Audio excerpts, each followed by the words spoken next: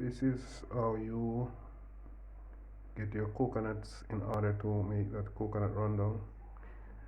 You have to cut it up and put it in the blender, or if you have a grater, you could use a grater on it to grate it to get the juice from it, to extract the juice from it, to make your rundown. You put it in the blender, you add water to it, and then you whisk, extract the juice from the coconut. This is what left, this is the remainder. When you get the juice from it, we call it the trash, so we throw away that.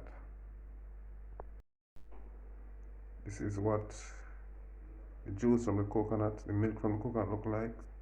This is when you extract the milk from the coconut to make your rundown. You add like your thyme, scallion, and your garlic and your pepper. Take a look at my coconut rundown. So I'm gonna add like dumpling to it and green banana. So it's boiling. I have like a yam inside.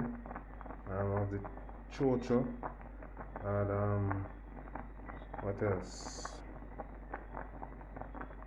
No.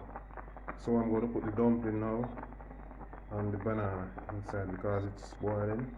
And when you're looking about bananas, you have to put bananas in boiling water, dumpling in boiling water. Remember that.